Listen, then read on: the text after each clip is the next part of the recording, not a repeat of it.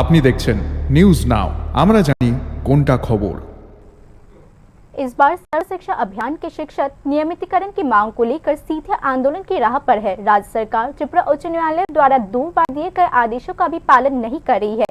इसे देखते हुए सर्व शिक्षा अभियान संघ ने 12 नवंबर को प्रतिनियुक्ति देकर आंदोलन कार्यक्रम की घोषणा की है।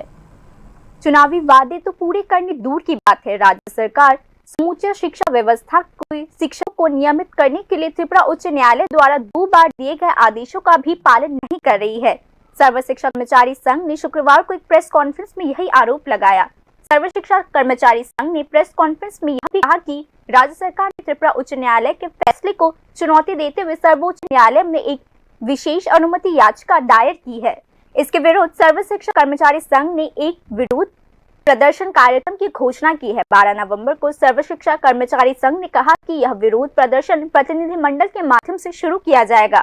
2024 সালের 16 জুলাই মাননীয় ত্রিপুরা হাইকোর্ট 2021 সালের দায়ের করা মামলা রায় দিতে গিয়ে রাজ্য সরকারকে নির্দেশ প্রদান করেন যে 29 জুলাই 2011 সালের পূর্বে নিয়োগপ্রাপ্ত সর্বশিক্ষা শিক্ষকদের নিয়মিতকরণ করার জন্য টেট এবং ডিএলএড এর কোনো প্রয়োজন নেই।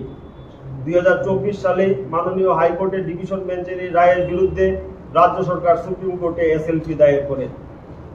আমরা মাননীয় সুপ্রিম কোর্ট থেকে এসএলপি প্রত্যাহারের দাবিতে তথা রাজ্যের সমগ্র শিক্ষার শিক্ষকদের নিয়মিতকরণের জন্য আগামী 12 নভেম্বর 2025 ইংরেজি বুধবার সমগ্র শিক্ষা প্রকল্পের অধীনে কর্মরত শিক্ষকদের এক সুবিশাল র্যালি নিয়ে রাজ্যের প্রাথমিক শিক্ষা অধিকর্তা মহোদয়ের নিকট এই বিষয়টি ডেপুটেশন প্রদান করতে যাচ্ছি।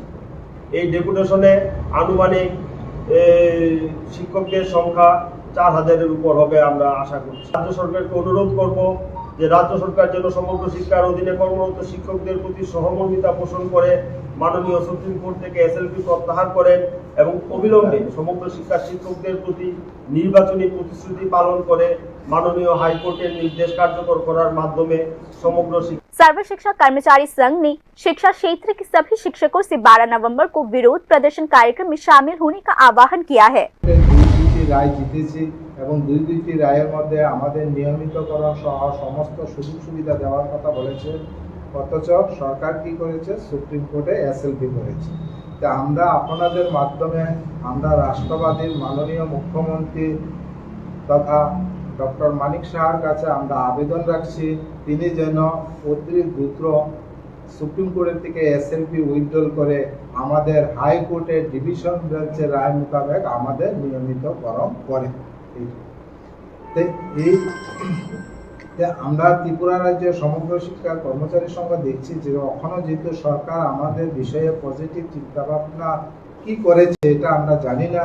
সেই উপলক্ষে আমরা আগামী 12 নভেম্বর বুধবার আমরা মাননীয় এসপিডি স্টেট প্রজেক্ট ডাইরেক্টরের নিকট আমরা গণডেপুটেশন দিতে যাচ্ছি ত্রিপুরা রাজ্যের সমগ্র শিক্ষা কর্মচারী সংঘ।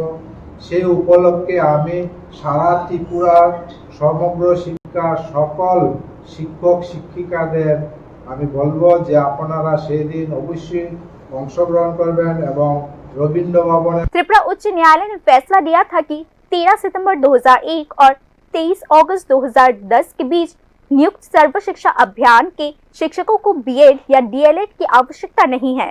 उच्च न्यायालय ने कई रिट अपील्स पर यह फैसला सुनाया। इस फैसले के परिणाम स्वरूप सर्व शिक्षा अभियान के तहत वर्तमान में कार्यरत कम से कम 2000 शिक्षक अपनी नौकरियों में नियमितीकरण के हकदार है। इतना ही नहीं, फरवरी 2021 में उच्च न्यायालय ने राज्य सरकार को सर्व शिक्षा अभियान योजना के तहत कार्यरत शिक्षकों के नियमितीकरण हेतु एक योजना बनाने का भी निर्देश दिया था। 2018 के विधानसभा चुनाव से पहले भारतीय जनता पार्टी ने अपने चुनावी घोषणा पत्र में सर्व शिक्षा अभियान के शिक्षकों के नियमितीकरण का वादा किया था। हालांकि सरकार बनने के बाद नियमितीकरण तो नहीं, बल्कि राज्य सरकार ने त्रिपुरा उच्च न्यायालय के नियमितीकरण संबंधित आदेश के विरुद्ध सर्वोच्च न्यायालय में एक तत्काल मामला दायर किया है। स्वाभाविक रूप से सरकार की इस भूमिका पर विभिन्न स्तरों से सवाल उठ रहे हैं। Bureau report, news now.